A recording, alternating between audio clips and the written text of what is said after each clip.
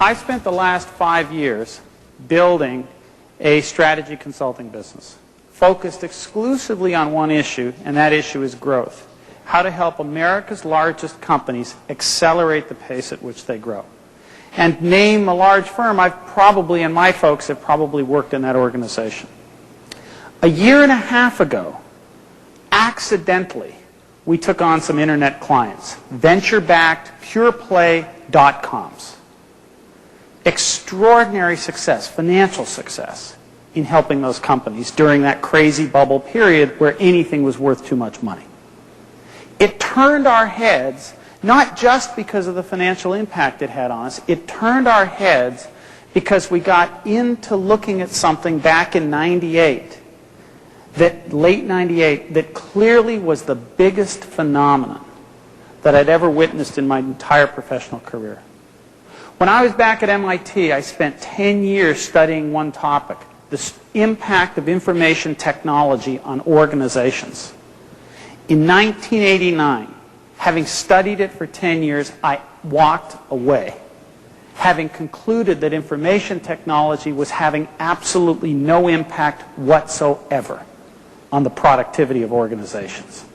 And I could demonstrate that well enough to publish academic articles. Now, timing is everything.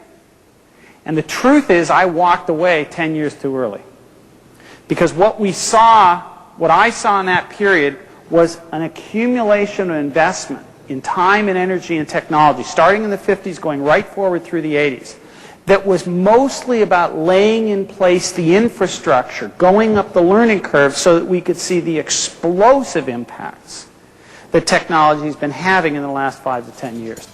Today, Treacy is a leading entrepreneur and chief strategist for Gen 3 Partners, a firm that works with prominent companies to build next-generation businesses and create new value by leveraging existing assets. What's arrived is just the first wave of what's at least a 10 or 15-year phenomenon, which we will go through at least 2, if not 3, complete generational shifts in thinking that are as profound as the shift from client-server to internet protocol. There are 2 or 3 more of those within this internet space left for us to think about. Michael Treacy's business bestseller, The Discipline of Market Leaders, provided much for corporate leaders to think about. The companies that succeed in fast-changing markets have always got a really strong core business.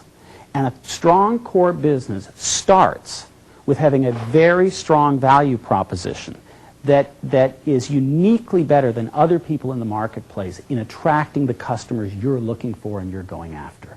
So let me give you some examples. If I ask David Glass, the chairman of Walmart, why do people do business with Walmart? I believe I get a very simple answer: price. Price is the value proposition of Walmart. If I was to ask Fred Smith at Federal Express, why do people do business with Federal Express? Why is it the leader in its marketplace? I think he'd use 2 words: absolutely, positively. It is that guarantee of quality service. It's that no-hassle service that FedEx provides is their uniqueness and their hallmark and their distinction in that marketplace. If I was to ask Andy Grove, the now retired CEO of Intel, as he passes on the mantle to the next executive, if I was to ask Andy Grove, why has Intel grown to be a $25 billion business in semiconductors and come to dominate that marketplace? I believe what Intel would tell me, what Andy Grove would tell me, is best product. That what's our answer to why people do business with us is we sell the best product. Thriving in turbulent markets. First thing people are asking for is an internet strategy. Can't you help me build a strategy? Why do you want a strategy, Bob? Because my board of directors is beating me up, saying we've got to have an internet strategy. The problem with internet strategy goes right back to that thing I talked about a moment ago about the pace of learning. The truth is that organizations are learning and changing their views of what to do with the internet so quickly that it creates enormous instability in whatever plans get developed. We have found it advantageous to actually skip the stage of trying to develop a broad corporate strategy with respect to the internet. Focus instead on what we can go do.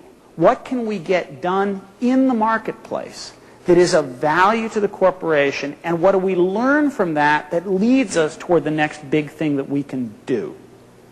And what I'll focus you on in this session is 3 distinct areas in which corporations today can go and get things done. Simple example. The promise of ERP over the last decade was a promise that was unfulfillable. It was a promise that if you implement my integrated suite of application software, I will take your business to the next generation. I will create for you what I'm talking about here with an E model. The reality is that the organizations that embraced ERP did not fully comprehend what it would take to literally advance their business model an entire generation. Were they really prepared to fundamentally simplify their business practices? Were they fundamentally prepared to redesign and re-engineer a broad set of business processes? No. And in fact, under the pressure of time to implement, most large organizations sacrificed their most ambitious goals around organizational change and improvement and satisfied themselves that at least ERP would get them over the hump of Y2K. Somewhere out in that future, we're going to reconnect with that promise of a fully integrated information environment that allows a business as complex as Dow Chemical to literally advance itself an entire generation in how it does business.